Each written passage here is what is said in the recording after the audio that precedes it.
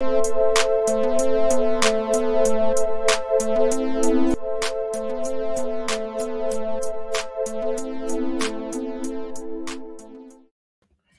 up, what up, what up? It's your favorite auntie with Uncle Tendencies. Checking in with you today. I'm not going to be here long. I just had to go ahead and address this. And not even really address it. Just kind of, I wanted to just put it out there. Because, I wanted to make sure that we give flowers when flowers are due, right? So, we had over 13,000 in attendance. About 1.5 million viewers tuned in to ESPN Thursday night.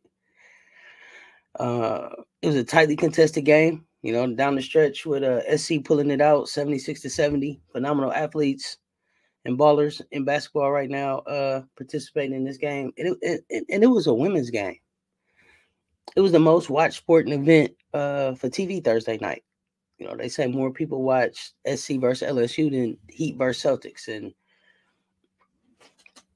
it's a great thing, but let's also keep in mind that we're talking about a regular season NBA game. And that's not to say that it wouldn't rival a playoff game, but I just wanted to keep everything in perspective, right? It was like the second highest rated women's college hoops game, I think, in the regular season since Iowa and Ohio State. I think that was almost 2 million viewers, 1.8, something like that. But I think LSU South Carolina is now 2 of the 3 top rated, highest rated sporting events. Because of the game last year, where like I think almost 1.5 people turned out to kind of tune in Super Bowl Sunday to check it out. But that higher viewership is just a statement in the trend and the trajectory of women's sports right now, and that's kind of really what I wanted to talk about. I feel like the winner in everything Thursday night was women's basketball. And the average about like 9.9 million viewers, most ever for a women's college hoop game. And that was LSU Iowa in national championship last year. So I can't wait to see what's going to happen in this year's national championship. We kind of just been riding that wave, riding that momentum. And it also, I think, it has a lot to do with the NIL deals that we see out there. Part of it probably too is like the Angel Reese effect. She gets a lot of eyeballs, and all of the ladies with NIL deals. But I think Angel is the top women's basketball, I believe. If I'm not, correct me in the chat, y'all. I'm coming off the off the top of the head here, and it's just kind of what I think and what I remember. I think reading. I think Angel is like number one, so she brings a lot of eyeballs to women's basketball, and rightly so. Her game impressed me. Her toughness impressed me in the game.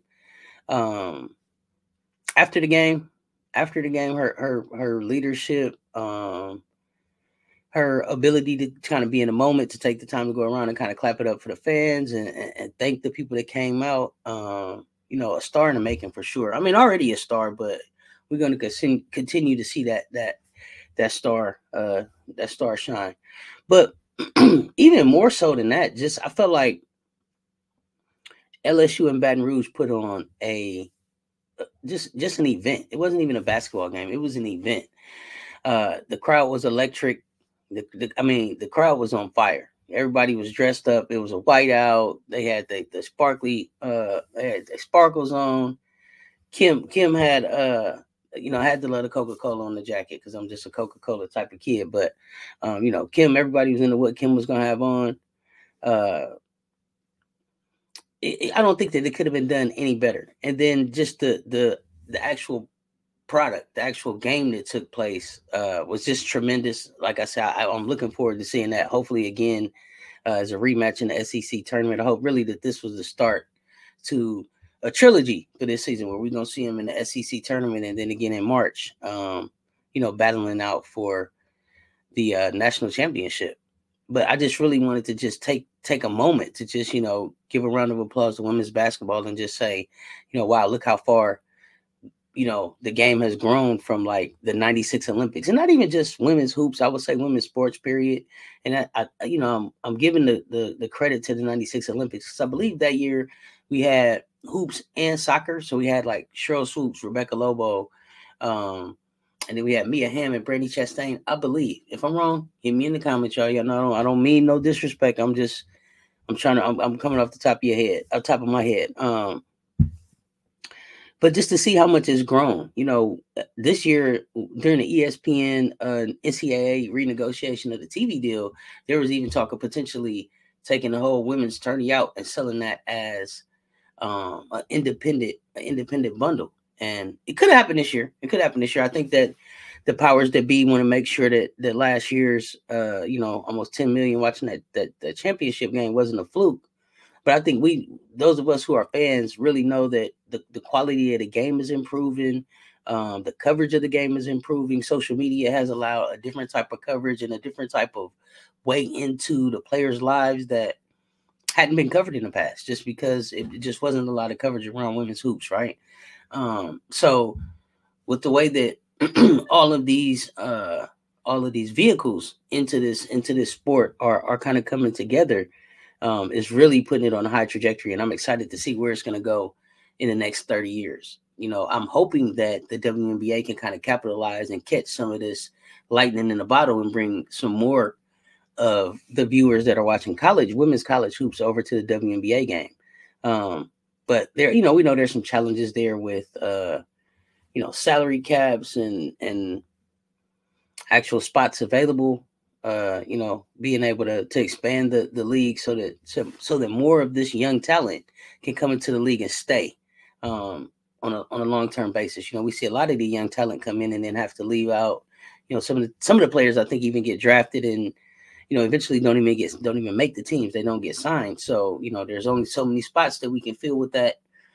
And there's so much talent in college hoops right now. So I hope that the WNBA figures this out, so that we can continue to see all of this talent on a professional level. But really just wanted to give a round of applause to women's hoops, LSU, South Carolina for the product that they put on the floor, and the university, Louisiana State University overall for the overall event that they put on, College Game Day in the building.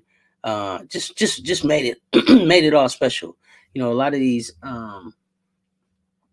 of times we don't realize that there's a lot of great talent at a lot of these schools, and we're not getting a chance to see it, especially on the women's side of things. And we want to see more College Game Days out, supporting and helping push the narrative of these women's and the game to the next level. So just a big round of applause, and looking forward to the next time that SEC